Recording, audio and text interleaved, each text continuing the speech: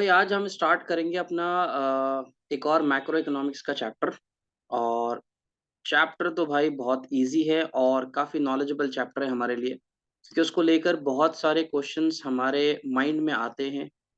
और जब हम बेसिकली इकोनॉमिक्स पढ़ते हैं या कभी न्यूज़ देखते हैं या बहुत सारे क्राइसिस हैं, जैसे रशिया यूक्रेन के क्राइसिस चल रहे हैं, तो बहुत सारी चीज़ों पर इम्पैक्ट पड़ता है और उनसे हम रिलेट नहीं कर पाते कि ये चीज़ें कैसे हुई। तो वो चीज़ें हमें इस चैप्टर में पढ़ने के लिए और समझने के लिए मिलती हैं। तो भाई चैप्टर का नाम है फॉरेन एक्सचेंज रेट। बहुत बढ़िया चैप्टर है। कौन-सा चैप्टर है जी ये? ये यूनिट नंबर 5 का चैप्टर है, जिस यूनिट में हम बीओपी पढ़ रहे थे। ठीक है जी? तो बीओपी के साथ एक अनदर चैप्टर है, ये यूनिट नंबर 5 का मैक्रो इकोनॉमिक्स का। तो इस चैप्टर को आराम से समझते हैं कि क्या है इस चैप्टर के अंदर, किस तरीके के क्वेश्चंस आते हैं, कैसे हमें उनके आंसर्स करने हैं, ये सारी बातें हम इसमें समझेंगे।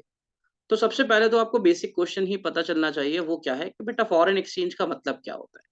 तो फॉरेन एक्सचेंज का मतलब होता है जी, ये एक यूएस डॉलर है और एक साइड पे दूसरी करेंसी है जिसको हम क्या कहते हैं? रुपीज़। तो सर यूएस डॉलर को रुपीज़ में कन्वर्ट करना या रुपीज़ को यूएस डॉलर में कन्वर्ट करना। जी। एक करेंसी को कन्वर्ट करना दूसरी करेंसी में, इसको कहते हैं फॉरेन एक्सचेंज। हाँ, सिंपल सा है। हम लोग जाते हैं कहीं विज़िट करने, कहीं घूमने, तो हम क्या करते हैं, अपनी करेंसी पे करते हैं और रिटर्न में हमें फॉरेन करेंसी मिल जाती है। तो एक करेंसी को दूसरी करेंसी में कन्वर्ट करने को फॉरेन एक्सचेंज बोलते हैं। तो आगे क्या टर्म है? आगे टर्म है फॉरेन एक्सचेंज रेट। और रेट का मतलब क्या होता है? भाई रेट का मतलब होता है कितने डॉलर के बदले में कितने रुपीज़ मिलेंगे।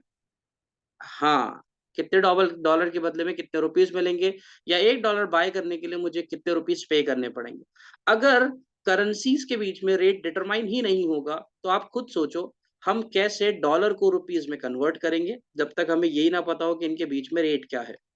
तो क्वेश्चन बनता है what is foreign exchange rate?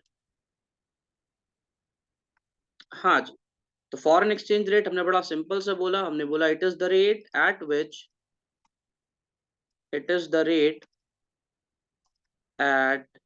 Which one country's currency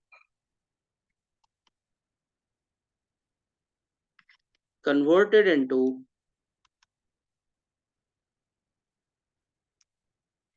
another country's currency। जी। तो जब मैं एक करेंसी को दूसरी करेंसी में कन्वर्ट करता हूँ, तो उसको हम कहते हैं फॉरेन एक्सचेंज रेट। एग्ज़ाम्पल दो जी। लो जी भाई एग्ज़ाम्पल लो। एग्ज़ाम्पल बड़ा सिंपल सा है, अगर मैं करंट की बात करूँ तो 1 USD 1 US dollar is equals to 80 rupees. तो 1 US dollar is equals to 80 rupees. कैसा रेट हो गया इन दोनों में? 1:80। $1 देकर $1 लीजिए, ₹80 दे दीजिए। ठीक है सर। तो भाई ये डॉलर कहाँ मिलेंगे, ये कहाँ एक्सचेंज होते हैं? तो बड़ा सिंपल सा क्वेश्चन है, इसके लिए एक पर्टिकुलर मार्केट होती है, उसको नाम दिया गया foreign exchange market. Foreign exchange market. भाई हर चीज़ की एक पर्टिकुलर मार्केट होती है। गुड्स जहाँ पर बिकती है, सर्विसेज़ जहाँ एक्सचेंज होती हैं, ठीक है जी? शेयर्स खरीदे जाते हैं शेयर मार्केट में, फाइनेंशियल एसेट्स बिकते हैं। तो ऐसे ही फॉरेक्स की भी एक मार्केट है जिसको हम फॉरेन एक्सचेंज मार्केट कहते हैं, where foreign currencies are buying and selling. जहाँ पर फॉरेन करेंसीज़ को खरीदा और बेचा जाता है, उसको बोलते हैं फॉरेन एक्सचेंज मार्केट। सिंपल है? हाँ जी। अच्छा जी। तो फॉरेन एक्सचेंज मार्केट में आपके पास 2 टाइप की मार्केट है। एक होती है स्पॉट मार्केट और एक होती है आपकी फॉरवर्ड मार्केट। ज़्यादा डिटेल में जाना नहीं है, हमें समझना है बस ये मार्केट होती कैसे है, स्पॉट और फॉरवर्ड किसे बोलते हैं? भाई स्पॉट का मतलब होता है जिसमें ट्रांज़ैक्शन इमीडिएट हो जाती है। Immediate transaction. यानी यहाँ आपने करेंसी दी और दूसरी करेंसी आपके पास एक्सचेंज होकर आ गई। और फॉरवर्ड मार्केट, भाई इस मार्केट के अंदर जो ट्रांजैक्शन होती है वो ऑन द स्पॉट नहीं होती। तो सर कब होगी? Due on some future date. इसको फ्यूचर की किसी डेट पर ड्यू कर दिया जाता है। अरे ऐसा क्यों करते हैं भाई? इस ट्रांजैक्शन को हमने अभी क्यों नहीं किया? इस ट्रांजैक्शन को हमने अभी इसलिए नहीं किया क्योंकि ये ट्रांजैक्शन करने का पीछे हमारा रीजन है स्पेक्यूलेशन, यानी पैसा लगाना, और पैसा लगा के करेंसीज में प्रॉफिट और लॉस जो भी हो, गेन हमारा मोटिव होता है।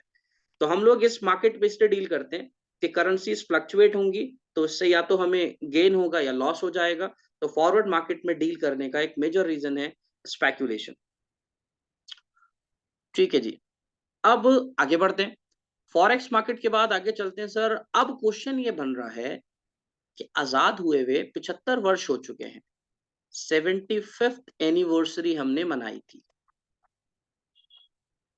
ठीक है जी सर, ऐसा लग रहा है कि एनिवर्सरी बढ़ रही है इंडिपेंडेंस की, और उसी से तेजी से रेट बढ़ रहा है।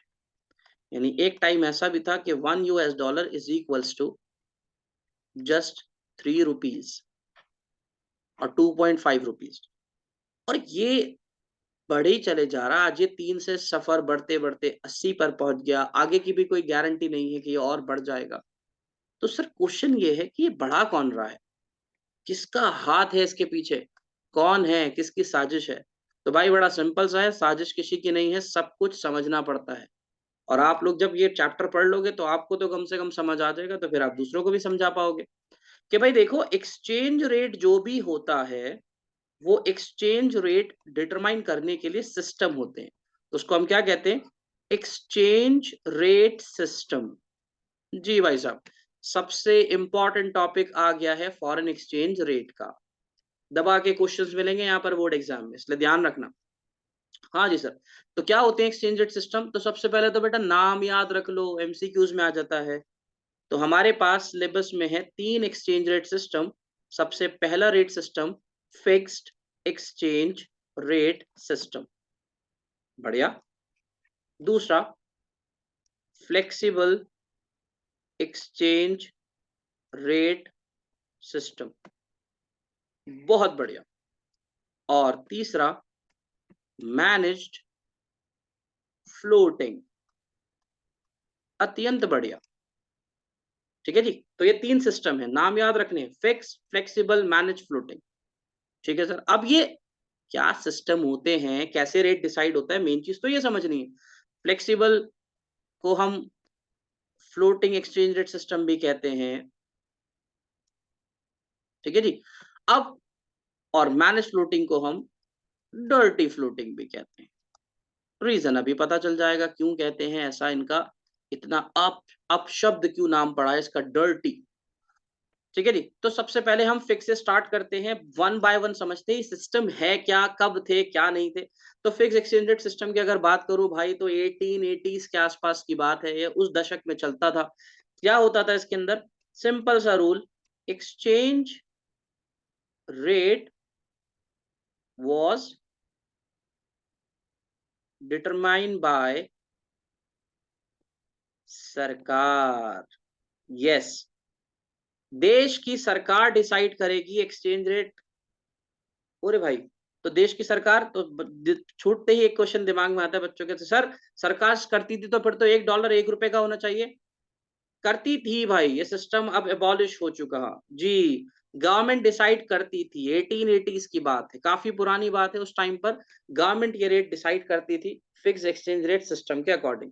यानी सारा कंट्रोल सरकार के पास था। यस, सारा कंट्रोल सरकार के पास था। अच्छा, तो सरकार जो चाहे रेट रखे? यस, सरकार जो चाहे रेट रख सकती थी, लेकिन वो कैसे डिसाइड होता था उसको ज्यादा डिटेल में ना समझते हुए सिर्फ इतना समझ लो कि इसके अंदर एक सिस्टम था जिसका नाम था गोल्ड स्टैंडर्ड सिस्टम। ज्यादा डिटेल में इसको लेकर हमें नहीं जाना, क्योंकि सिलेबस में कोई खास पार्ट इसका हमारा नहीं है, सिर्फ नॉलेज के लिए समझ लो। गोल्ड स्टैंडर्ड सिस्टम के अंदर क्या था सर? भाई गोल्ड स्टैंडर्ड सिस्टम के अकॉर्डिंग ये कहा गया सारी करेंसीज से, भाई अपनी अपनी करेंसीज की वैल्यू को इक्वेट करो, पैक्ड करो गोल्ड के साथ। मतलब सब अपनी करेंसीज की वैल्यू को गोल्ड से जोड़ दो। फॉर एग्जाम्पल भाई इंडिया, भाई तुम बताओ 1 ग्राम गोल्ड की वैल्यू कितनी रखते हो? भाई इंडिया कह रहा है 1 ग्राम गोल्ड की वैल्यू हम रखते हैं भाई 100 रुपए। बहुत पुराना एग्जाम्पल है, कभी अभी से कंपेयर करो। अच्छा जी, चलो यूएस 1 ग्राम गोल्ड कितना? यूएस कह रहा है जी हम रखेंगे 10 US dollar. Okay, 1 gram gold China, आप बताएं भाई कितना? चाइना कह रहा है जी हम रखेंगे 9 युआन। अच्छा जी, 1 ग्राम गोल्ड यूरोपियन कंट्री से, आप बताओ जी? हम रखेंगे जी 10 यूरोज। सब ने अपनी करेंसी की वैल्यू को किससे जोड़ा? गोल्ड से जोड़ा। अच्छा, अब रेट पता लगेगा। और ये गोल्ड के साथ जो वैल्यू करेंसी की जोड़ी गई है, जो डिटरमाइन की गई है, किसने की है? सरकार ने की है सर। 1 ग्राम गोल्ड 100 रुपए का, सरकार ने कहा कि भाई हमारी 1 ग्राम गोल्ड की वैल्यू 100 रुपए रखेंगे हम। अच्छा, अब रेट कैसे डिसाइड होगा? बड़ा सिंपल सा है। फिक्स एक्सचेंज रेट सिस्टम के अंदर हमने अपनी वैल्यू को गोल्ड से जोड़ दिया। अब इंडिया और यूएस यानी रुपीस और डॉलर का हम रेट पता लगाना चाहते थे, तो हम क्या करते थे? लाओ जी लाओ, 1 ग्राम रुपीस की वैल्यू उठाओ, कितनी है जी? भाई 100 रुपीस है।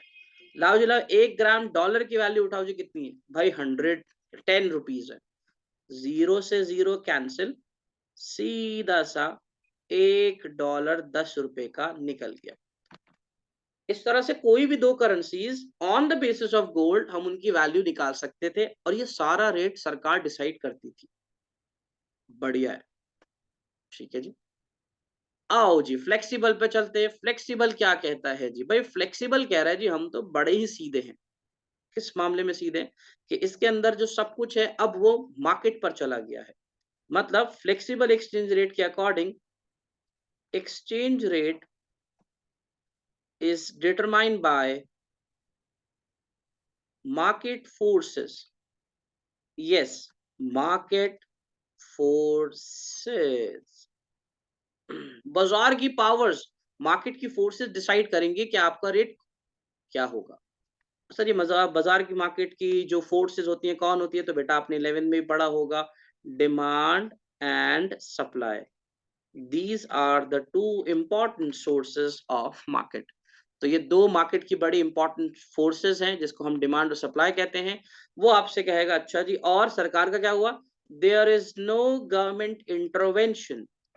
और सरकार को दिखा दिया गया है ठेंगा कि सरकार कोई भी रेट डिटरमाइन करने में इंटरफेरेंस नहीं कर सकती। ओके, तो तो अब कैसे रेट डिसाइड होगा? पहले तो आपने बता दिया गोल्ड से डिसाइड होगा। अब कौन डिसाइड करेगा? अब मार्केट डिसाइड करेगी। तो बच्चे आपने 11th में पढ़ा ही होगा, प्राइस डिटर्मिनेशन का चैप्टर। रेट वाई एक्सिस पे पुट करेंगे, एक्स एक्सिस पे पुट करेंगे demand and supply, demand and supply of, demand and supply of foreign currencies. Yes, demand and supply of foreign currencies. बनाओ जी curve. ये आपको पता ही है, ये अपवर्ड स्लोपिंग कर्व जो है इसको हम सप्लाई कर्व कहते हैं, और ये जो डाउनवर्ड कर्व आता है इसको हम कहते हैं डिमांड। कई बार आपको बताया है, गर्व मूवी में सलमान खान का एक्शन आपने देखा ही होगा, इस तरह से वो एक्शन दिखाता था अपना। तो पूरी मूवी नहीं देखनी, सिर्फ वो क्लिप देखनी जिसके अंदर वो डिमांड सप्लाई कर्व का इशारा कर रहा है आपको। तो वहां से आप डिमांड और सप्लाई कर्व सीख सकते हैं, बाकी तो इजी है। तो अपवर्ड स्लोपिंग और डाउनवर्ड स्लोपिंग कर्व हो गया, जहां पर ये इंटरसेक्ट करेंगे इसका नाम है इक्विलिब्रियम पॉइंट, और यहीं पर डिसाइड होगा रेट। यस, यहाँ पे डिसाइड होगा फॉरेक्स का rate, where demand is equals to supply. Okay, तो अब सारा रेट डिमांड सप्लाई पर डिपेंड करता है सर जी। और डिमांड सप्लाई को लेकर आपने कई बार 11th में पढ़ा है कि ये स्टेबल नहीं रहती, बल्कि there are many reasons to change in demand और सप्लाई। जिसके पीछे बहुत सारे रीजन है जिसकी वजह से डिमांड और सप्लाई कर्व चेंज हो जाती है, वो हम अभी आगे देखेंगे। अगर वो चेंज हुई तो बेटा याद रखना, कर्व चेंज होगा। चेंज होगा तो चेंज होगा तो बहुत सीधी सी बात है सर, फिर रेट पे इम्पैक्ट पड़ेगा। यस, रेट पर इम्पैक्ट पड़ेगा, तो रेट फिक्स नहीं रहेगा। इसीलिए नाम पड़ा है फ्लेक्सिबल। हाँ, क्योंकि रेट इसमें फिक्स नहीं रहता, बल्कि क्या होता रहता है? फ्लक्चुएट होता रहता है। Fluctuate, fluctuation rate system. Okay, तीसरे पर चलते हैं भाई, ये क्या है? सर भारत कौन सा फॉलो करता है? भाई भारत मैनेज फ्लोटिंग फॉलो करता है। Yes, India manage floating follow करता है। तो अब इस सिस्टम को देख लेते हैं, क्या है जी ये सिस्टम? ये सिस्टम कह रहा है जी हाँ जी, आओ जी आओ। Exchange rate is determined by market forces. Okay, मतलब ये सिस्टम भी कह रहा है कि मार्केट डिसाइड करेगी। यस, मार्केट डिसाइड करेगी रेट सिस्टम। तो सर इसमें और फ्लेक्सिबल में क्या डिफरेंस हुआ? अब आगे की लाइन देखो भाई। But central bank of a country में intervene in the market. Okay, मतलब भाई कि रेट तो मार्केट ही डिसाइड करती थी, मार्केट ही डिसाइड करेंगी, लेकिन इस सिस्टम के अकॉर्डिंग कंट्री के सेंट्रल बैंक को मार्केट में इंटरफेरेंस की परमिशन मिल गई है। ओके, यानी कंट्री का सेंट्रल बैंक इसमें मार्केट के अंदर इंटरफेयर कर सकता है। तो फ्लेक्सिबल में और मैनेज फ्लोटिंग में बिल्कुल डिफरेंस समझ आ जाना चाहिए। फ्लेक्सिबल में there is no government intervention, ना सेंट्रल बैंक को इंटरवेंशन करता था ना सरकार। फिक्स में सब कुछ सरकार, और मैनेज फ्लोटिंग में दोनों। तो ये कहना बुरा नहीं है कि ये दोनों की हाइब्रिड फॉर्म है। हाँ, हाइब्रिड फॉर्म है ये। इसके अंदर फिक्स भी है और इसके अंदर फ्लेक्सिबल भी आता है। ओके, तो अब क्वेश्चन बिल्कुल दिमाग में साफ है। सेंट्रल बैंक कैसे इंटरफेयर करेगा और सेंट्रल बैंक कर क्या लेगा? ऐसा सेंट्रल बैंक के पास क्या टूल है जिससे वो इस मार्केट को या इसके रेट को चेंज कर सकता है? वही सारी चीजें अब हम आगे समझते हैं। अभी के लिए इन तीनों की डेफिनेशंस और ये तीनों में क्या डिफरेंस होता है वो आपको समझ आ गया होगा।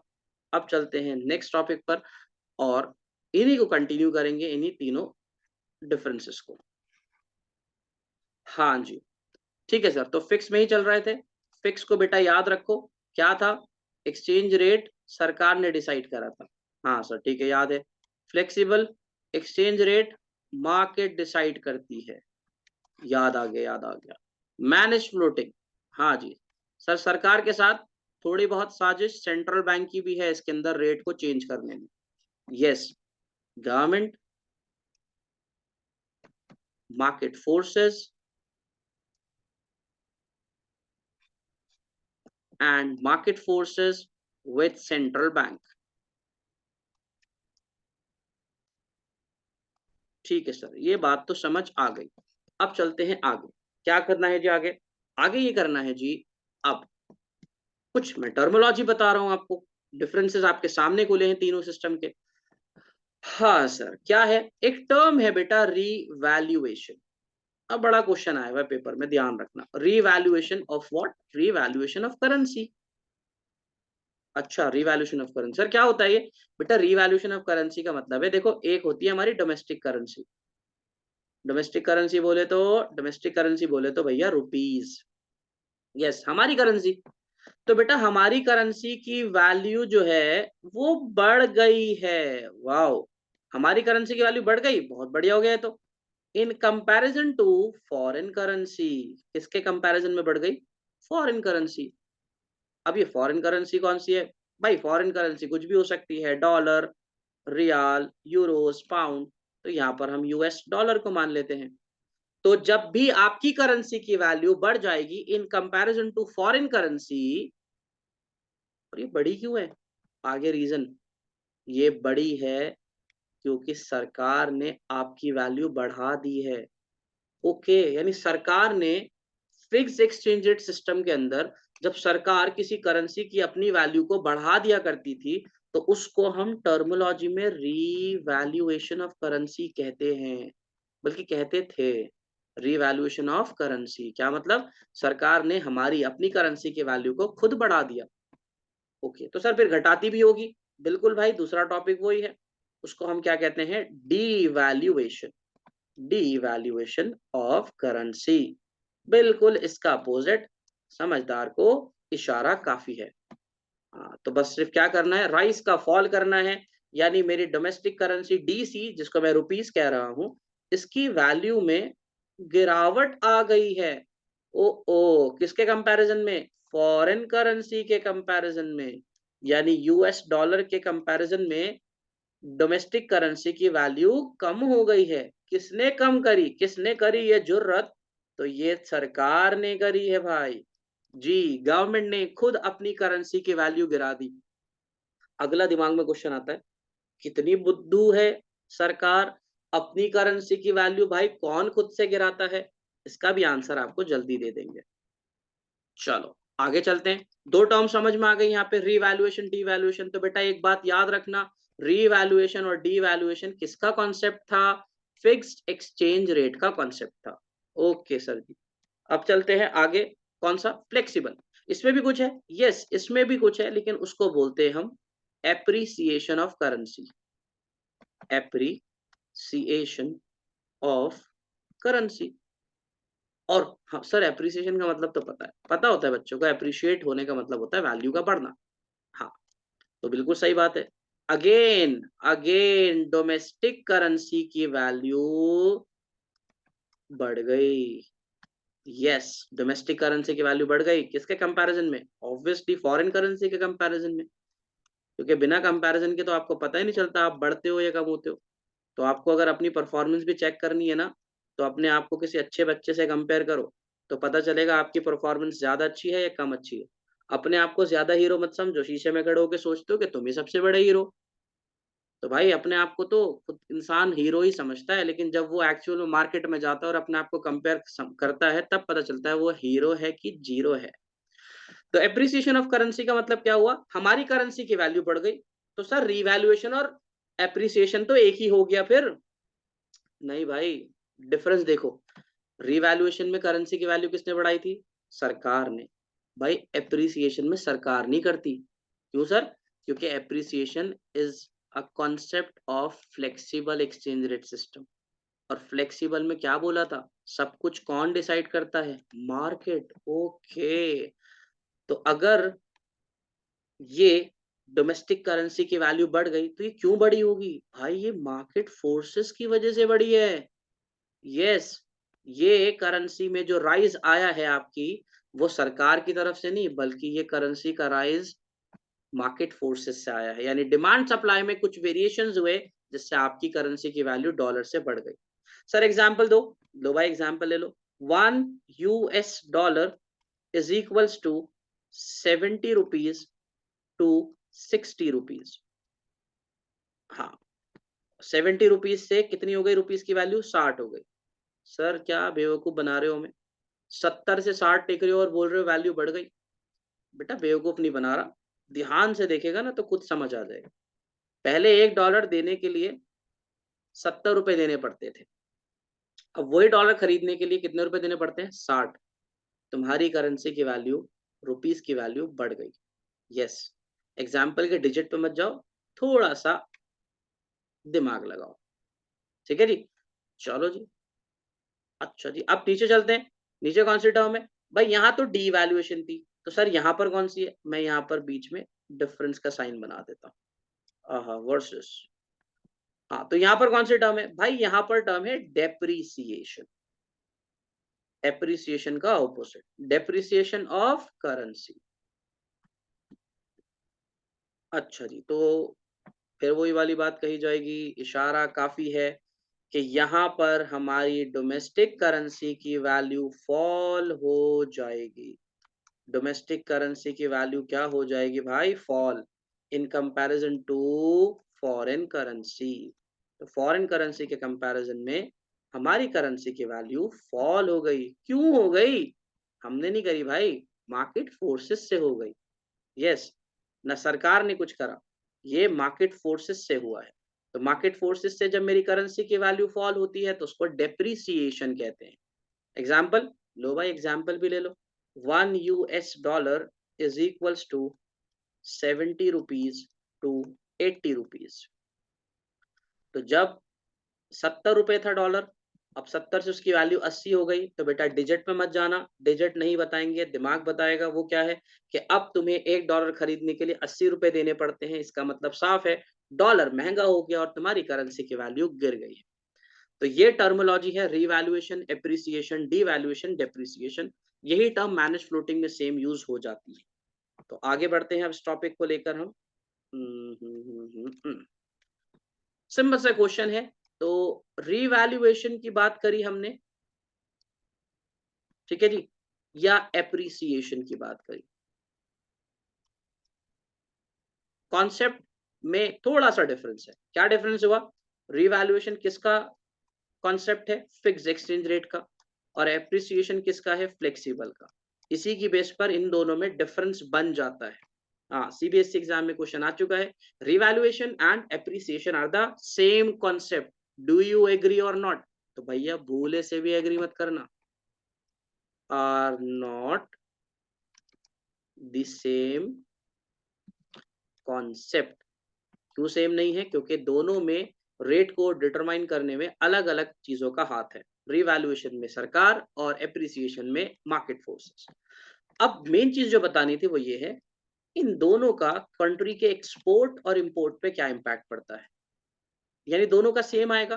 हाँ भाई, दोनों का सेम ही आएगा। क्यों दोनों का सेम आएगा? क्योंकि भाई दोनों में चाहे सरकार करे या मार्केट, रुपी की वैल्यू अप और डॉलर की वैल्यू गोस डाउन। हाँ, दोनों में रिवैल्यूएशन, एप्रिसिएशन, दोनों में रुपये की वैल्यू बढ़ रही है और डॉलर की वैल्यू क्या हो रही है? कम। तो एक्सपोर्ट इंपोर्ट को कैसे समझना है? बड़ा बड़ा आराम से समझो। देखो, जब तुम्हारी यानी रुपये की वैल्यू बढ़ती है, तो रुपये की वैल्यू बढ़ने का मतलब है बिल्कुल साफ, रुपये की वैल्यू हो गई है कॉस्टली। रुपये पहले से महंगा हो गया है डॉलर के लिए। और डॉलर की वैल्यू गिरने का मतलब साफ है, हमारे लिए रुपये डॉलर की वैल्यू हो गई है पहले से चीप। क्योंकि जब भी आप कोई सामान खरीदते बेचते हो, तो वो कंट्री आपकी करेंसी को चेक करेगी और आप उनकी करेंसी को चेक करोगे। बिल्कुल ठीक है भाई। सस्ता हो गया कौन? डॉलर। तो जो चीज सस्ती होती है उससे सामान खरीदा जाता है ना।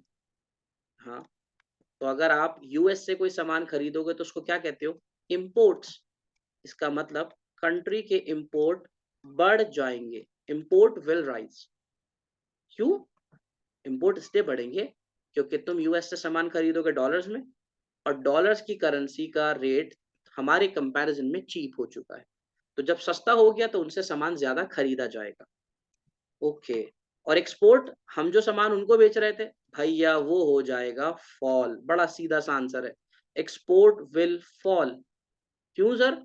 भाई उनको दिख रहा है ना कि तुमसे सामान खरीदने में उनको रुपी कॉस्टली पड़ रहा है, उनको तुम्हें ज्यादा रुपीस देने पड़ेंगे अब सामान खरीदने के लिए, तो वो तुमसे अब एक सामान कम खरीदेंगे, इसलिए कंट्री के एक्सपोर्ट कहीं ना कहीं फॉल हो जाते हैं। ओके, तो ये याद रखना है। दूसरा कॉन्सेप्ट क्या बताया था? डीवैल्यूएशन। साथ में कौन था इसका? साथ में था डेप्रिसिएशन। ओके, रिवैल्यूएशन और डेप्रिसिएशन सेम बात, सेम बात। डिवैल्यूएशन किस में था? फिक्स में। और डेप्रिसिएशन किस में था? फ्लेक्सिबल में। तो अगर इस पे भी क्वेश्चन आता तो क्या बोलेंगे? ना ना ना, सेम कॉन्सेप्ट नहीं है। हाँ, बस इतना जरूर है कि दोनों में रुपये की वैल्यू फॉल होती है और डॉलर की वैल्यू बढ़ती है। अब आ जाओ एक्सपोर्ट इंपोर्ट के पॉइंट पर। इस केस में एक्सपोर्ट इंपोर्ट क्या होगा? तो भाई सीधा सीधा इशारा समझो, इसके अंदर बिल्कुल अपोजिट हो जाएगा। यानी एक्सपोर्ट विल राइज। क्यों सर? एक्सपोर्ट क्यों बढ़ जाएंगे? भाई एक्सपोर्ट इसलिए बढ़ेंगे, देखो आराम से समझो, क्योंकि डेप्रिसिएशन का मतलब है अब रुपये की वैल्यू गिर गई। यस। और रुपये की वैल्यू गिरने का मतलब समझो, जिसकी वैल्यू गिरी तो वो चीप हो जाएगा, यानी अब रुपीस चीप हो गए। ओके, और डॉलर की वैल्यू, भाई रुपीस की गिर गई तो डॉलर की वैल्यू बढ़ गई, और डॉलर की वैल्यू बढ़ने का मतलब डॉलर करेंसी अब हमारे लिए क्या हो जाएगी? कॉस्टली। ओके, तो अब क्या करना है? बिल्कुल अपोजिट है, कंट्री के एक्सपोर्ट बढ़ जाएंगे। क्यों बढ़ेंगे? क्योंकि डॉलर वालों के लिए रुपीस चीप हो चुका है, क्योंकि रुपीस की वैल्यू उनके लिए चीपर है। अब वो आपसे ज्यादा सामान खरीदेंगे क्योंकि $1 देकर उनको ज्यादा मिलेगा। और import, import will fall, country के इंपोर्ट कम हो जाएंगे। क्यों? क्योंकि भैया तुम्हें अब यूएस से सामान खरीदने के लिए ज्यादा डॉलर देना पड़ेगा, क्योंकि डॉलर की वैल्यू बढ़ चुकी है। तो बिल्कुल सीधा सा रीजन है, डॉलर बिकम कॉस्टलियर। ठीक है जी, ये रीजनिंग याद रखनी है, कभी यूं ही लिख कर आ जाओ बस एक्सपोर्ट बढ़ेगा इंपोर्ट बढ़ेगा। ये ध्यान रखना, रीजन देना है क्यों बढ़ेगा क्यों कम होगा। ठीक है जी, तो ये कॉन्सेप्ट लगभग मेरे को लगता है क्लियर हो जाएगा। यहाँ पर क्वेश्चन बहुत सारे हैं, ध्यान रखेंगे। अब मैं आपको लेके चलता हूँ क्वेश्चंस पर, कुछ क्वेश्चंस पे। क्या क्वेश्चन है सर कि ये जो फ्लेक्सिबल एक्सचेंज रेट है, ये मैनेज फ्लोटिंग है, इसमें ये रेट इतना फ्लक्चुएट कैसे होता है? ये देखो भाई, ये था कौन सा कर्व? Supply curve. और ये कौन सा था? Downward sloping demand curve. ये क्या है भाई? ये इक्विलिब्रियम है। ये रेट है। ये क्वांटिटी आ गई, डिमांड एंड सप्लाई।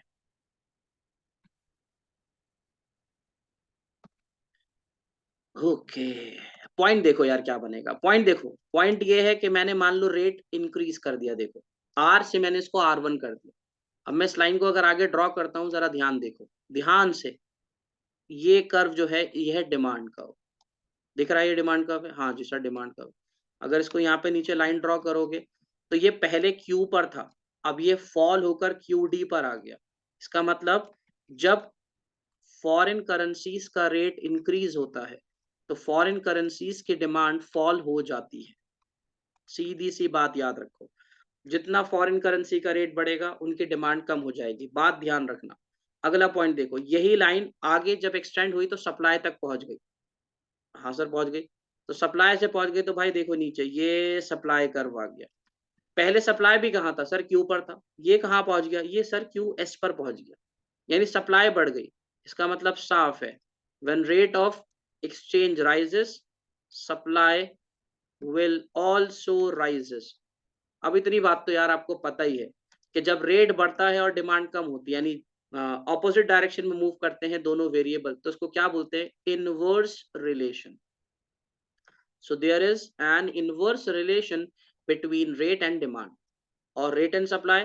भाई रेट बढ़ा तो सप्लाई भी बढ़ी, तो there is a direct relation between rate and supply. Simple सी बात, ज्यादा गहराई में नहीं जाना, मैं एग्जांपल देके तुम्हें बता दूंगा अभी किस तरह से होगा। अब आते हैं एक इंपॉर्टेंट गेम की तरफ। क्या गेम है जी? Sources of demand. जी, कौन से सोर्सेज हैं जिससे फॉरेक्स की डिमांड इंपैक्ट करती है, and what are the sources of supply of foreign exchange? Okay, अब इस पॉइंट को जरा इंपॉर्टेंट समझ लो, बहुत इंपॉर्टेंट है। हाँ, ये जो हम अभी बोल रहे थे, मैं आपसे पीछे बोल रहा था कि भाई डिमांड चेंज हो जाती है। तो डिमांड क्यों चेंज होती है, वो रीजन आपने समझने हैं। इनको पॉइंट्स में लिख लेते हैं। चैप्टर रिलेट करता है बीओपी से, ध्यान रखना। बीओपी में काफी सारी ट्रांजैक्शंस पढ़ी थी आपने। Export import of goods, export import of services, unilateral transfers, foreign direct investment, borrowings, repayment, सब पढ़ा था। वही आएगा यहाँ पर। हाँ, वही आएगा। देखो कैसे आएगा, तो बताओ जी सर, कैसे फॉरेन करेंसी की डिमांड अफेक्ट होती है? तो भाई बड़ा सिंपल सा एक रूल याद रख लो। जैसे बीओपी में बताया था, क्या बताया था बीओपी में? कि when there is inflow of income, तो उसको it will be recorded in the credit side of BOP. और when there is outflow of income, it will be recorded in the debit side of BOP. तो भाई sources of demand में भी लिख लो, when there is outflow of income. अगर transaction हुई दो कंट्रीज में और भारत से आउटफ्लो ऑफ इनकम हो गया, तो बेटा सीधा सीधा याद रखना, तुमने उस फॉरेन करेंसी की किस पे इंपैक्ट कर दिया? डिमांड पे। अगर ट्रांजैक्शन हुई और उस ट्रांजैक्शन में हमारी कंट्री से पैसा गया, तो इट मींस आपने उस करेंसी की डिमांड को बढ़ा दिया। ओके, और सप्लाई बिल्कुल इसका opposite. When there is inflow of income और उस ट्रांजैक्शन में अगर पैसा चला गया, अगर पैसा चला गया, तो भाई ये मान लो इंडिया है, और अगर यहाँ से आउटफ्लो हो रहा है इनकम का, तो समझ जाना तुमने फॉरेन की डिमांड को इम्पैक्ट किया है। और अगर ये इंडिया है और when there is inflow of income, बाहर से पैसा आ रहा है अब्रॉड से, तो समझ जाना तुमने फॉरेन करेंसी की सप्लाई को इम्पैक्ट कर दिया है। फॉरेन करेंसी की डिमांड, फॉरेन करेंसी की सप्लाई। ठीक है, अब अगर एग्जाम्पल आपसे पूछे जाए, तो बेटा बहुत सारे एग्जाम्पल्स हो सकते हैं। बीओपी में जितनी ट्रांजैक्शंस पड़ी थी, वो सब एग्जाम्पल में यूज कर सकते हो। जैसे एग्जाम्पल बताओ, इम्पोर्ट ऑफ गुड्स।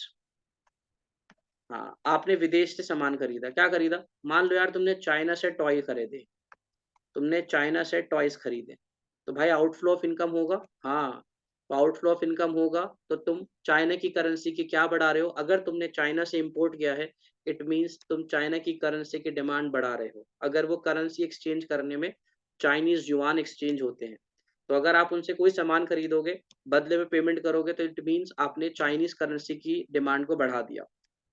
और क्या हो सकता है? Import of services.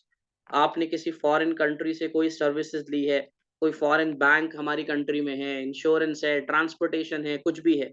अगर तुमने ये इम्पोर्ट किया तो भी समझ जाना भाई पैसा गया और पैसा जाने का मतलब फॉरेन करेंसी की डिमांड को तुमने बढ़ा दिया।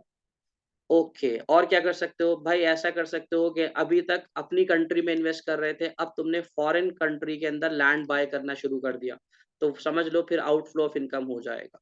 नेक्स्ट पॉइंट एफआईआई, सुना होगा आपने एफआईआई जिसको हम पोर्टफोलियो इन्वेस्टमेंट कहते हैं, जिसके अंदर हम फॉरेन कंपनी के शेयर्स बाय करते हैं, ठीक है जी? या कोई और इंस्ट्रूमेंट यूज़ करते हैं, जिसके अंदर हमें इंटरेस्ट या प्रॉफिट मिलता है।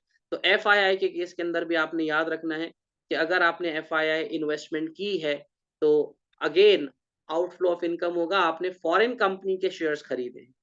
और क्या हो सकता है? आपने कभी लोन लिया होगा फॉरेन कंट्री से, अगर लिया है तो, आपको याद आया अरे यार पैसा भी तो चुकाना होता है, तो आपने उस कंट्री के लोन की रीपेमेंट कर दी। रीपेमेंट करोगे, आउटफ्लो ऑफ इनकम हो जाएगा। इस तरह से काफ़ी सारे एग्ज़ाम्पल्स हो सकते हैं।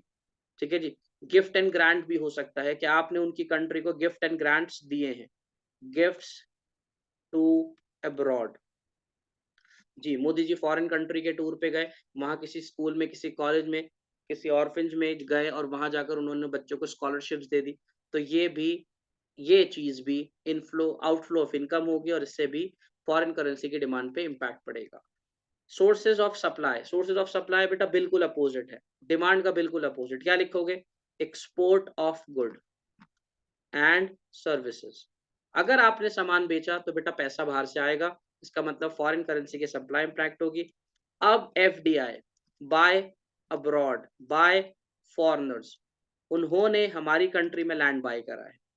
ओके, उन्होंने हमारी कंट्री की कंपनी के शेयर्स खरीदे हैं। Okay, foreigner visit to India, वो इंडिया आए हैं, अगर वो इंडिया आए, ताजमहल जाओ मस्जिद, चांदनी चौक, लाजपत नगर, कहीं भी आए हों, अगर वो यहाँ विज़िट करते हैं या किसी और स्टेट में विज़िट करते हैं इंडिया के, उनका यहाँ पर आना फॉरेन करेंसी की क्या बढ़ा देगा? सप्लाई। ठीक है, आपने उनसे लोन लिया अगेन इनफ्लो ऑफ इनकम होगा, ध्यान रखना लोन लिया है इनफ्लो ऑफ इनकम होगा। बिल्कुल मत सोचना कि इसकी रीपेमेंट भी होगी, तो इसकी रीपेमेंट जब होगी तब की तब देखेंगे। अभी सिर्फ लोन लिया है तो पैसा आ गया और जैसे आपने उनको गिफ्ट्स दिए थे, ऐसे ही मिलेंगे भी। या कोई यूनिलेटरल ट्रांसफर मिल गई, डोनेशन, चैरिटी, स्कॉलरशिप मिल रही है आपको अब्रॉड से, माइक्रोसॉफ्ट ने स्कॉलरशिप दे दी, किसी और कंपनी ने आपको कुछ पैसा डोनेट कर दिया, ये सब सोर्सेज़ ऑफ सप्लाई में आएँगे। तो बेटा पैसा गया तो फॉरेन की डिमांड इम्पैक्ट करेगी, पैसा आया तो फॉरेन की सप्लाई इम्पैक्ट करेगी। ओके, ये बहुत इम्पोर्टेंट क्वेश्चन था, इसको ध्यान रखना। मैं तुम्हें बस एक एग्ज़ाम्पल देके क्वेश्चन का आंसर करके दिखाता हूँ, ठीक है जी? क्या एग्ज़ाम्पल दूँ? हाँ, ठीक है। एग्ज़ाम्पल ले लेते हैं। रिसेंट में ही क्वेश्चन भी आया था। क्या आया था? कि भाई चाइना में मैन्युफैक्चरिंग कंपनीज़ सामान बना रही हैं। कहाँ पे बना रही हैं? चाइना में। हाँ, ठीक है, बढ़िया। तो चाइना में मैन्युफैक्चरिंग कंपनीज़ आ रही हैं, यानी बहुत सारी कंपनीज़ अपना सामान मैन्युफैक्चर कर रही हैं चाइना में। Now they shifted to India. Question कह रहा है भाई, अब उन्होंने अपनी कंपनीज़ को चाइना से मूव करके भारत में लेकर आ गए। यस, अब ये कंपनी सामान मैन्युफैक्चर कर रही हैं इंडिया में। मेक इन इंडिया आपने पढ़ा ही है, जो हमारा मोटिव है, जो हमारा एम है कि सामान जो है इंडिया में मैन्युफैक्चर हो, इंडिया अपना सामान खुद प्रोड्यूस करे या बाहर वाले लोग इंडिया में आके प्रोड्यूस करें। सामान मेक इन इंडिया होना चाहिए। तो उस मेक इन इंडिया के अंदर अब क्या हुआ, manufacturing companies shifted to India. वो कह रहा है बताओ जी इसका फॉरेक्स करेंसी एक्सचेंज रेट पर क्या इम्पैक्ट पड़ेगा। अब बच्चा कह रहा है ये क्या हो गया भाई, फॉरेक्स का क्वेश्चन कैसे बन गया ये। ठीक है, मैन्युफैक्चरिंग कंपनी इंडिया आ गई। तो आपने ऐसे क्वेश्चंस के अंदर बेटा सबसे पहले आंसर में एक ही चीज़ का पता लगाना है, वो ये है कि आउटफ्लो हुआ है इनकम का या इनफ्लो हुआ है। ये क्वेश्चन बीओपी पे भी आ सकता था। तो बीओपी में भी यही सोचना है, पैसा आ रहा है भारत में या जा रहा है? अगर ये क्वेश्चन बीओपी का होता, पैसा आ रहा होता तो आप कहाँ पे रिकॉर्ड करते? क्रेडिट साइड में। अभी तो चलो बीओपी छोड़ो, फॉरेक्स की बात कर लेते हैं। तो क्या हुआ? भाई सीधी-सी बात है सर, कंपनीज़ इंडिया आ रही हैं। तो सीधी-सी बात है ना भाई, इनफ्लो ऑफ फॉरेक्स होगा, इनफ्लो ऑफ इनकम होगी, पैसा बाहर से भारत में आएगा। हाँ सर आएगा। अभी पीछे बताया बेटा, अभी बिल्कुल, कि जब पैसा आता है तो किस पे इम्पैक्ट पड़ता है? सर सप्लाई पर बताया था। तो जब भारत में पैसा आएगा तो फॉरेन करेंसीज़ की क्या बढ़ जाएगी? सर सप्लाई बढ़ जाएगी, और अगर पैसा जाता तो डिमांड बढ़ जाती। तो अगर फॉरेन करेंसीज़ आ रही हैं इंडिया में, फॉरेन कंपनीज़ इंडिया में आ रही हैं, उनके रिसोर्सेज़ हमारे पास आ रहे हैं, हमारे पास बाहर से पैसा आ रहा है भारत में, तो इसका मतलब उनकी करेंसी की सप्लाई बढ़ेगी। अच्छा जी सर, सप्लाई बढ़ेगी तो सर क्या हो जाएगा रेट? लो यार डायग्राम बना के देख लेते हैं। ये कौन सा कर्व है? सप्लाई, और ये कौन-सा है? डिमांड। सर डिमांड भी बनाना पड़ेगा। भाई दोनों बढ़ाने पड़ेंगे। ये रेट चल रहा था, ये देखो ये आर लिखा है, ये रेट चल रहा था मान के चलो। फिर क्या हुआ? फिर कंपनीज़ ने चाइना से शिफ्ट होकर इंडिया आना शुरू कर दिया। ठीक है सर, आना शुरू कर दिया। जैसे ही वो इंडिया आने लगे, इनफ्लो ऑफ फॉरेक्स इंडिया में होने लगा। इनफ्लो ऑफ फॉरेक्स होते ही जो फॉरेन करेंसीज़ की सप्लाई थी वो बढ़ने लगी। आप सबको पता है कि जब भी सप्लाई या डिमांड बढ़ती है तो कहाँ शिफ्ट होती है? राइटवर्ड शिफ्ट होती है। सर हमें तो नहीं बताया। भाई 11th में पढ़ा था तुम लोगों ने कि जब भी सप्लाई कर्व या डिमांड बढ़ती है, जब सप्लाई डिमांड बढ़ती है तो it will shift towards right. तो अब सप्लाई को देखो, एस को देखो ध्यान से, मैं नया कर्व बना रहा हूँ उसी के पैरेलल, राइटवर्ड, ये बनाया राइटवर्ड। देख रहे हो तुम? पैरेलल बना दिया? हाँ जी बना दिया। राइटवर्ड बिल्कुल सीधे हाथ की तरफ बना हुआ है।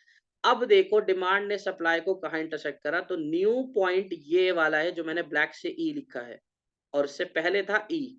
अब ई1 बना, तो ई1 पर जो नया रेट डिसाइड होगा वो है R2, और R2 is below then R, है ना? R2 R के बिलो है, तो इसका मतलब साफ है क्या? Forex rate will fall, foreign currency का रेट गिर जाएगा। अगर मैं यहाँ पर फॉरेन करेंसी यूएस डॉलर को अज्यूम कर रहा हूँ, तो बेटा साफ कह रहा हूँ, इस डॉलर की वैल्यू गिर जाएगी। और सीधी सी बात है, अगर डॉलर की वैल्यू गिर रही है तो इसका मतलब उसका दूसरा मिरर का साइड, रुपी की वैल्यू बढ़ रही है। और अगर इसको टर्मिनोलॉजी में कहेंगे तो क्या कहेंगे? Depreciation of US dollar. और इंडियन रुपी के लिए क्या बोलेंगे? Appreciation of Indian rupees. तो इस टाइप के क्वेश्चंस होते हैं, आपने ध्यान रखना है इस टाइप के क्वेश्चंस में, कि जो भी एक्टिविटीज होती हैं, कुछ भी हो, इंपोर्ट एक्सपोर्ट हो, गिफ्ट ग्रांट्स हो, हम लोग बाहर जाएं, बाहर वाले यहाँ आए, ऐसी एक्टिविटीज हो तो सबसे पहले ये टारगेट करो कि ये इनफ्लो है या आउटफ्लो। उसके बाद टारगेट करो कि ये डिमांड पे इम्पैक्ट करेगा या सप्लाई पर। उसके बाद साइड में डायग्राम बना लो, डायग्राम कंपलसरी नहीं है एग्जाम के लिए। तो उसको शिफ्ट कर कर फॉरेक्स का रेट बताओ, और रेट बताकर बताओ हमारी करेंसी अप्रिशिएट हुई या डेप्रिशिएट, और फॉरेन करेंसी की वैल्यू अप्रिशिएट हुई या डेप्रिशिएट। तो यहाँ पर आकर ये टॉपिक पूरा हो जाता है। इससे रिलेटेड और भी क्वेश्चंस मार्केट के अंदर और बोर्ड एग्जाम में आ चुके हैं। अब मैं आपको बिल्कुल लास्ट टॉपिक पे लेके चल रहा हूँ, वो है मैनेज फ्लोटिंग का। वो वहाँ पर एक छोटा-सा टॉपिक बीच में स्किप हो गया था। वो क्या था? कि बेटा मैनेज फ्लोटिंग, जिसको आपने डर्टी फ्लोटिंग भी कहा था, उसके अंदर एक चीज़ समझ में नहीं आई, वो ये थी कि आपने ये तो बात हमें बता दी कि सारा रेट है मार्केट के कंधों पर ही। सब कुछ मार्केट डिसाइड कर रही है, और अभी आपको बना के भी दिखा दिया कि किस तरह से मार्केट में डिमांड सप्लाई चेंज होती है। लेकिन ये नहीं बता पाए बेटा कि ये सेंट्रल बैंक क्या करता है? ये सेंट्रल बैंक का क्या मामला था? ये सेंट्रल बैंक ने क्या कर दिया? वो चीज़ हमें समझनी थी। तो बस मैं आपको वही समझा रहा हूँ अब, how to intervene in the market. कैसे सेंट्रल बैंक मार्केट में इंटरफेयर कर देगा, और क्या कोई लिमिट है? तो बेटा ये बात याद रखना, अंधाधुंध तो किसी के पास भी नहीं है। सेंट्रल बैंक भी up to a certain limit, up to a certain limit ही मार्केट में इंटरफेयर कर सकता है।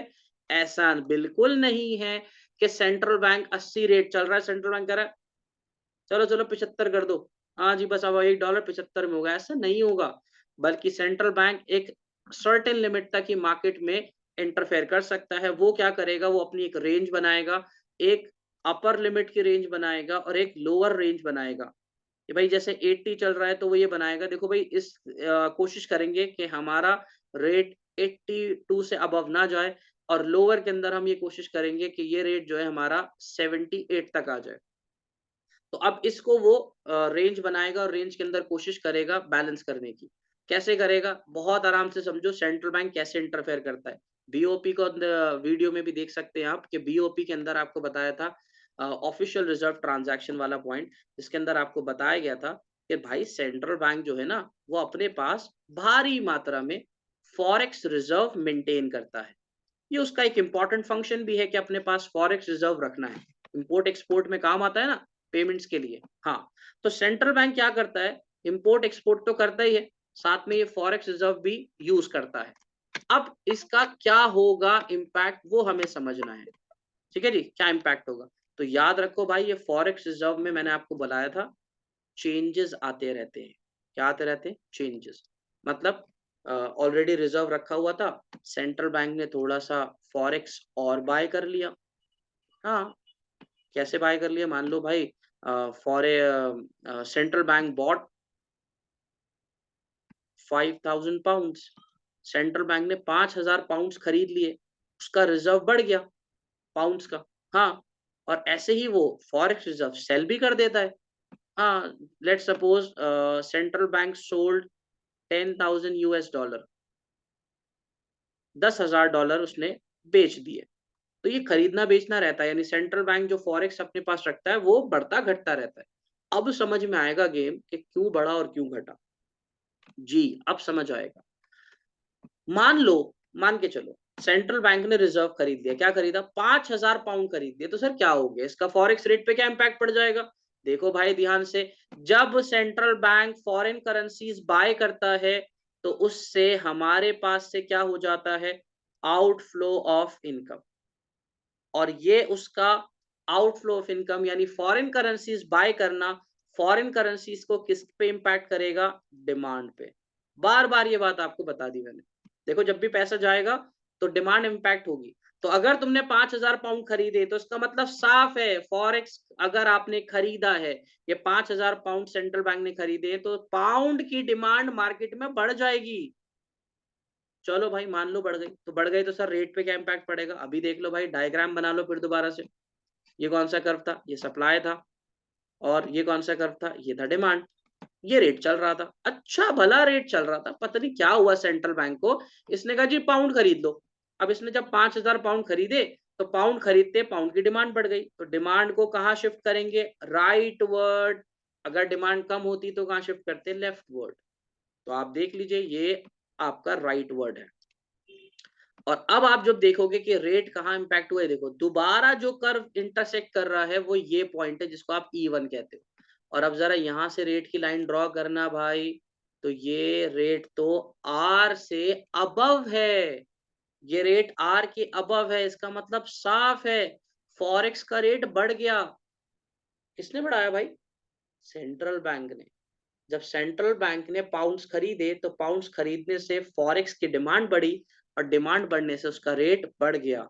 इसका मतलब अगर सेंट्रल बैंक फॉरेन करेंसीज खरीदेगा तो इससे फॉरेन करेंसीज का रेट बढ़ जाएगा। ये है सेंट्रल बैंक की इंटरफेरेंस। ये सेंट्रल बैंक की इंटरफेरेंस है। पॉइंट टू भी समझ लो सेल जल्दी से। सेल में क्या होगा? $10,000 रखे हुए थे, बेच दिए। क्या होगा? इनफ्लो ऑफ इनकम होगा। यानी हमारे लिए ये सेल करना पॉजिटिव साइड पे रिकॉर्ड होगा, यानी इनफ्लो होगा। और इनफ्लो में मैंने आपको अभी क्या बताया? Supply will rise. जब इनफ्लो होता है तो सप्लाई बढ़ती है, जब आउटफ्लो होता है तो डिमांड बढ़ती है। ठीक है जी, तो सप्लाई विल राइज। और अभी पीछे बना के दिखाया था भाई, सप्लाई जब बढ़ती है तो रेट क्या हुआ था? ये देखो, हाँ ये वाला डायग्राम, ये सप्लाई बढ़ी थी इस डायग्राम में। सप्लाई बढ़ी थी राइट वर्ड बढ़ी थी तो रेट क्या हुआ था? डायग्राम तो सेम ही रहेगा ना, सप्लाई बढ़ी थी तो इसका मतलब रेट किसका? Forex rate will fall. Forex rate will fall. तो अगर देखा जाए ध्यान से, तो सेंट्रल बैंक फॉरेन करेंसीज खरीद कर फॉरेक्स का रेट बढ़ा भी पा रहा है, और सेंट्रल बैंक फॉरेन करेंसीज बेचकर फॉरेक्स का रेट गिरा भी पा रहा है। इसको ही इंटरफेरेंस कहते हैं। और क्योंकि सेंट्रल बैंक ने मार्केट में कर दी चुल, इसीलिए इसको डर्टी फ्लोटिंग कहा जा रहा है। हाँ, क्योंकि सब कुछ मार्केट पे था। डर्टी क्यों? क्योंकि अब इसके अंदर इंटरफेरेंस अलाउ हो गई। तो सेंट्रल बैंक की इंटरफेरेंस की वजह से इसको हमने डर्टी फ्लोटिंग कहा। फ्लोटिंग का मतलब आपको पता ही है, फ्लक्चुएट करना, यानी इसके अंदर भी रेट फ्लक्चुएट होता रहता है। But central bank up to a certain limit इसके अंदर इंटरफेरेंस कर सकता है। कैसे करेगा आपके सामने मैंने पूरा बता दिया। या तो वो फॉरेक्स करेंसी खरीदेगा या फिर बेचेगा। खरीदेगा कब? जब उसने ये टारगेट किया होगा कि मुझे फॉरेन करेंसी का रेट बढ़ाना है, तो वो खरीदने लगेगा। और जब उसने ये टारगेट करना है कि नहीं नहीं, मेरे को तो डॉलर की वैल्यू गिरानी है, तो वो अपने पास रखे हुए रिजर्व को धीरे धीरे बेचने लगेगा। अब बच्चों का क्वेश्चन होता है, सर 80 तो बहुत ज्यादा हो गए, सेंट्रल बैंक से बात करो, जल्दी से उससे कहो सारा रिजर्व खत्म कर दे। ऐसा नहीं कर सकते भाई, तभी तो तुम 12th के स्टूडेंट हो और वो जो बैठा हुआ है वो आरबीआई का गवर्नर है। यही तो डिफरेंस है सोच में। हम जज्बाती हो जाते हैं कि सर अगर सेल करने से डॉलर की वैल्यू गिर रही है, तो आप बस जल्दी से सेंट्रल बैंक रोज बेचता रहे और डॉलर की वैल्यू आज 80, फिर 70, फिर 50, ओ मजा आ जाएगा। ऐसे नहीं होता, क्योंकि सिर्फ डॉलर फॉरेक्स करेंसीज खरीदना बेचना ये डिटरमाइन नहीं कर रहा आपके रेट को, बल्कि ये पीछे बताए गए सारे फैक्टर्स, ये सोर्सेस ऑफ डिमांड, ये सारे फैक्टर आपके डॉलर के रेट को बढ़ाने में पूरा पूरा इंपॉर्टेंट रोल प्ले कर रहे हैं। और ये जो सोर्सेस ऑफ सप्लाई हैं, ये कहीं ना कहीं हमारी कम पड़ रही है, जिसकी वजह से रेट कंपनसेट नहीं हो पा रहा है। डिमांड ज्यादा हो रही है, सप्लाई कम हो रही है, इसी वजह से डॉलर का रेट बढ़ रहा है। ठीक है जी। तो यहाँ पर आकर हमने इस पॉइंट को समझा, और मैंने आपको बोल दिया सर्टेन लिमिट तक ही वो इंटरफेयर कर सकता है। जो टारगेट उसने रखा है, तो उसको अचीव करने की कोशिश करता है। ऐसा नहीं कर सकता कि सारा रिजर्व धड़ाधड़ बेचा चला जाए, क्योंकि बेटा याद रखना, बताया ना कई बार, लंका की लंका क्यों लगी थी? क्योंकि लंका के सेंट्रल बैंक के अंदर जो फॉरेक्स रिजर्व रखा हुआ था वो खत्म हो गया था। उसकी वजह से जितने भी इंपोर्ट्स वो कर रहे थे, जो कि नेसेसिटीज भी थी उनके लिए, वो इम्पोर्ट उनके लिए बहुत कॉस्टली हो गई थी। और कंट्री, बिल्कुल आपको पता ही है कैसे कंट्री के अंदर जो है वो इंसॉल्वेंसी की सिचुएशन बन गई थी, कंट्री के हालात कितने खराब हो गए थे। तो फॉरेक्स रिजर्व अपने पास मेंटेन करना बहुत ज़रूरी है, क्योंकि जब आप कल इम्पोर्ट्स करते हो सामान को, तो उसकी पेमेंट्स करने के लिए आपको वो चाहिए। तो इसी के साथ हमारा ये टॉपिक कंप्लीट हो जाता है। होप सो आपको ये वीडियो अच्छे से समझ आ गई होगी।